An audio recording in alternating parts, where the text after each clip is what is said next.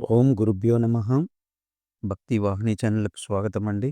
ఈరోజు కుంభరాశి వారి దినఫలాలను పరిశీలించినట్టయితే, మీ అభిప్రాయం ఇమిడే రోజులే ఈరోజే. సీనియర్స్ నుంచి ప్రోత్సాహం, వివాదాలకు దూరంగా ఉండండి. కొత్త వ్యాపారం ఉన్నా అవసరమైన దిశగా ఖర్చవుతుంది. పెట్టుబడులకు ఇది తగిన సమయం కాదు. బంధువుల మద్దతు అందుతుంది. చిన్న విషయాల్లో దూరాహంకారాన్ని వదిలేయండి.